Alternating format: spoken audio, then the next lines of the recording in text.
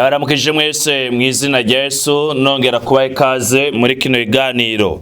Ni Pasteur Jules muri kumwe muri kano kanya, aho nizera ko mumeze neza, mukomeye, mwiriwe amahoro. Abandi mwagize ibihe byiza muzi mu miryango n'ahandi hose. Ndagomba tuganire kwino jambo rivuga ngo kuraba hakurya y'ibihe. Raba hakurya y'ibihe. Iyo tuvuga kuraba hakurya y'ibihe, tuba twumva ko hariho ibihe kanaka wowe uri kuracamwo, noba ndiko ndacamwo, ariko kandi ivyo bihe bidakwiye kunsamaza, nkwiye kuraba hakurya y'ibihe. Nkaraba ati mbega muri bino bihe ndiko ndacamwo, Imana ni giki iriko irarondera, ni giki igomba muri ibihe vyanje ndiko ndabamwo. Imana ishimwe. Ndagomba dusome amakuru benshi bazi, amakuru y'umuryango wa Lazaro, canke amakuru avuga kuri Lazaro, ivyamubayeko n'ico Yesu yagomba mu rupfu rwa Lazaro. Turasoma Yohani igice ca 11 ku murongo, ndazosoma imirongo mikeyi. Ndasoma umurongo wa 4, dusimbe ku murongo wa 14, hanyuma 45. Murongo wa 4 havuga ngo Yesu avyumvise aravuga ati, iyo ndwara si yo kumwica, ariko niyo gushimagiza Imana, kugira ngo n'umwana w'Imana itume ashimagizwa. 14. Buno Yesu avuga bifoboye ati Lazaro yahwereye, ariko kubwanyu ndanezerewe ko ntariyo, kugira ngo muzokwizere. None nimuze tujiyari. Imana ishimwe. Ndasimba kuri 45. Havuga ngo nuko benshi muri abo Bayuda bari baje kwa Mariya, babonye ico Yesu akoze baramwizera. Imana ihabwa icubahiro. Aya n'amajambo rero nibaza ko atari mashasha kuri bamwe n'abandi. Iyi nkuru yabereye mu gisagara c'i Betaniya, aho uyu muryango wari usanzwe uba. Lazaro yarase bashiki biwe Mariya na Marita babana. Lazaro turamuzi nk'umugenzi akomeye cane gose wa Yesu. Turamuzi nk'umuntu vy'ukuri Bibiliya ivuga ko yari inshuti yiwe. Nimba Bibiliya ivuga ko yari inshuti, wumve ko nyene yari inshuti, yari umuntu ari hafi cane ya Yesu, yari umukunzi wiwe. Hanyuma Lazaro aragwara, araremba, arapfa, agira ibihe nyene bikomeye ku buzima bwiwe. Kandi Yesu yarabimenye ko uyu mukunzi wiwe afise ivyo bibazo. Bene data, kenshi na kenshi caho ko abantu dusanzwe tubizi, iyo umuntu yitwa umugenzi wawe ari mu bibazo, ari mu ngorane, vy'ukuri umugenzi aba akwiye kumuba hafi, akwiye kumwitwararika. Nimba ari mu bitaro ukararayo, ukamugemurira, ukirirwayo n'ibindi vyinshi. Abarundi barayivuze ngo umugenzi umubonera mu magorwa. Yobu nawe nyene yarahaye agaciro ubugenzi, ariko aravuga mu gitabo ciwe igice ca 6 umurongo wa 14, avuga ngo niyo umuntu yoba aretse kubaha ishobora vyose, abari abagenzi be bari bakwiye kumwumvira akagongwe. Yobu yaravalorije agaciro, canke yarahaye agaciro ubugenzi. Aha rero i Betaniya ntibatahura ukuntu Yesu ari inshuti yiwe, ari umugenzi wiwe, ariko ntaze kumusuhuza, ntaze kumuraba, ntaze no kumuhamba, ntaze no kwegesha ku mpanda kugira ngo aremeshe imitima y'ababuze. Kandi igihambaye, bashiki be bari babizi ko Yesu ari inshuti y'akadasohoka ya Lazaro. Gerageza wishire muri leta, bashiki ba Lazaro barimwo n'ivyiyumviro bariko biyumvira kuri Yesu. Uyu munsi abakino gihe bo kwihuta avuga ngo uriya no mu escrow ngo ivyo ni bya bintu by'abakizwa n'ibindi.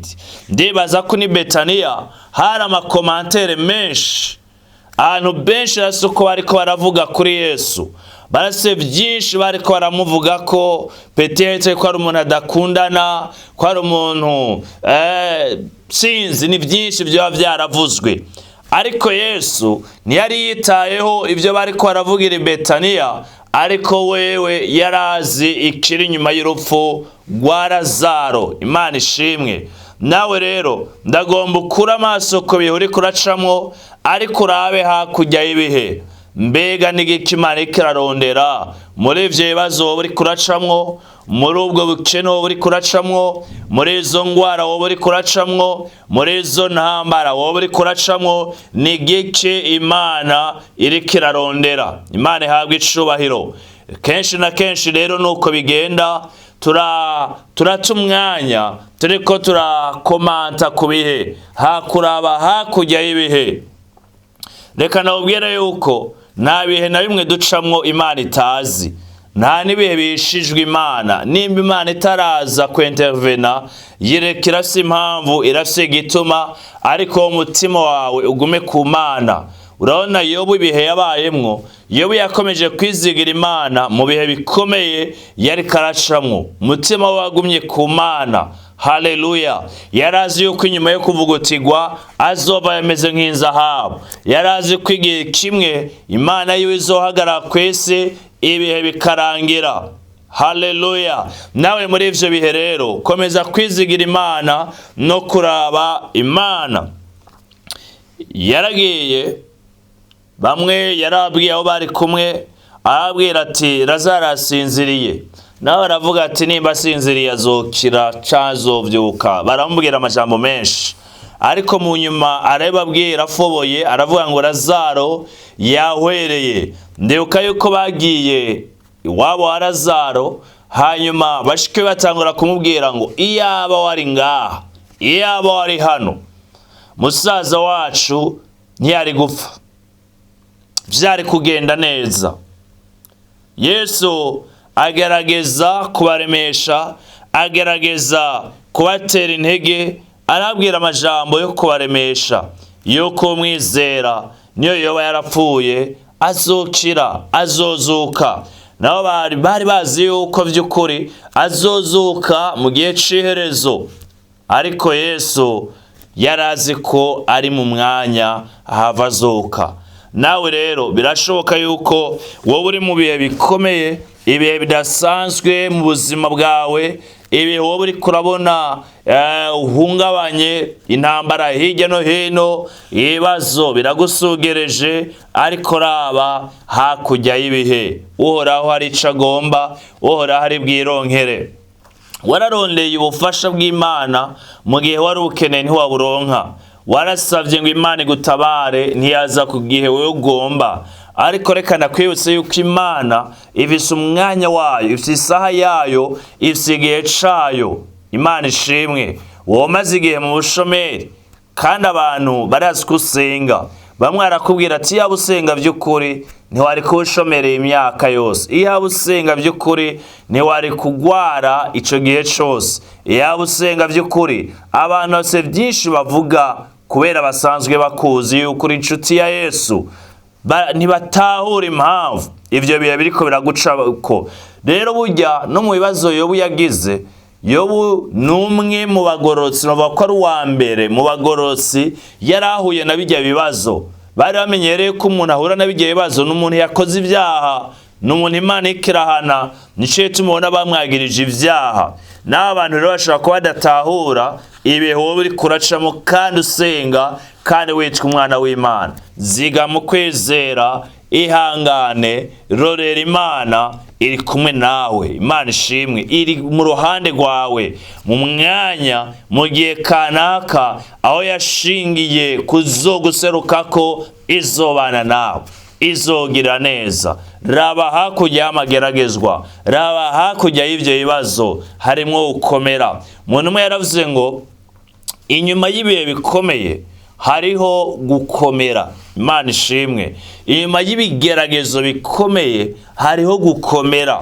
Nawe rero ntuhave wibaza ngo Imana yagutaye cyangwa yaguhevye cyangwa ngo ntizi ibyawe. Ntumere nka babandi ngo mbega Mana wagiye he, mbega Mana ko wampevye. Oya namba, Imana iri mu ruhande rwawe, Imana irakuzi. Umutima wawe urinde kwidoga, umutima wawe urinde kwangara, urinde ariko shingira ku Mana, izigira Imana, rorera Imana.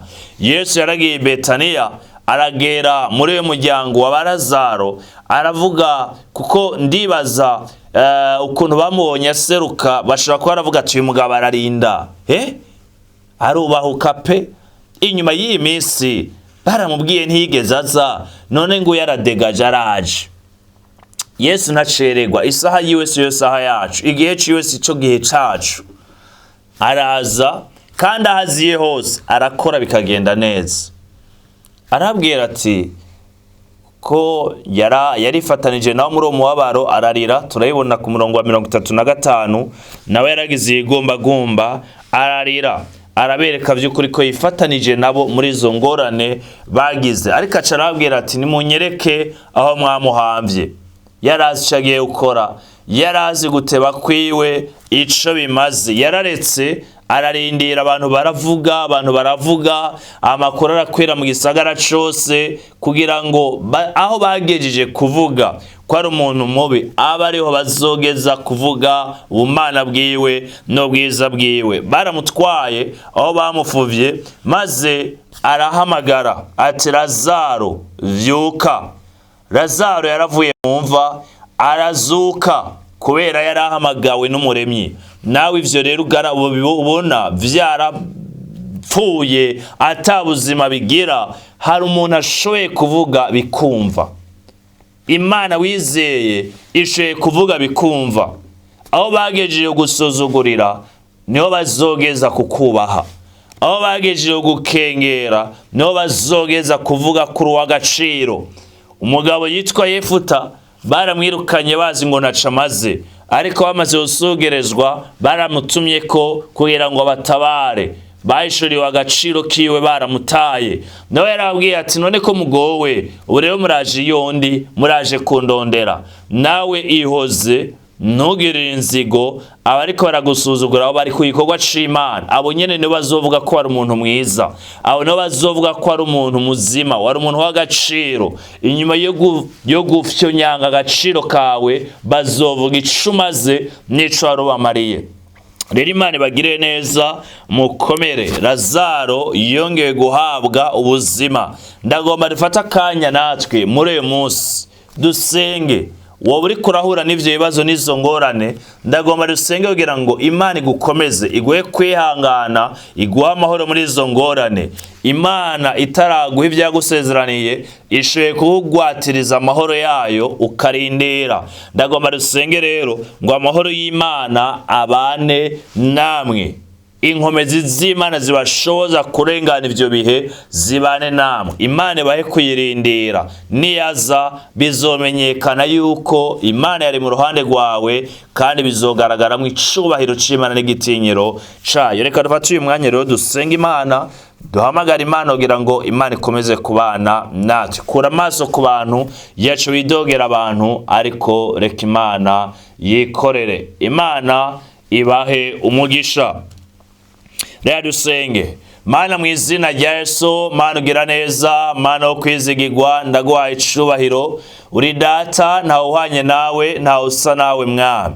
Mu izina rya Yesu nguhaye ubugingo bwa bene data bariko baradukurikirana Mwami muri kino iganiro. Mu izina rya Yesu baba bariko bacishwa mu bihe bitoroshe, ariko ndasenga uhoraho ngo bagendere kandi bagire neza. Bahe kuraba hakurya y'ibihe, hakurya y'ingwara, hakurya y'ibibazo, hakurya y'ubushomeri, hakurya y'ubukene. Bahe Mwami Imana kuraba hakurya. Turabona ico wakoze umaze kuzura, kwari kugira ngo abayuda benshi baze bakwizere. Mwami Imana ushobora kuba wararekeye uyu mwene data muri izo ngorane kugira ngo baze bamenye kuri Imana. Urupfu rwa Lazaro tubona rwahindutse outil d'evangelisation i Betania. Reka nawe bagirirwe neza, ubaseruke ko batabagwe, bumva ubuzima aho bari naho baherereye, mu miryango yabo, mu buzi bwabo. Mwami Imana bagire neza, ubakomeze mu madimension yose, corps, âme, esprit. Mana bazigamigwe mu buntu bwawe.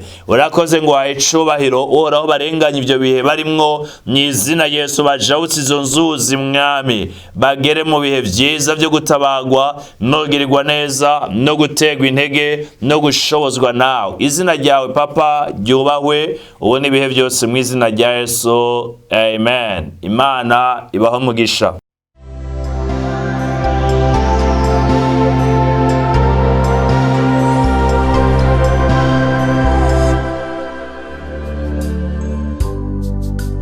Merci pour la croix, Seigneur. Merci pour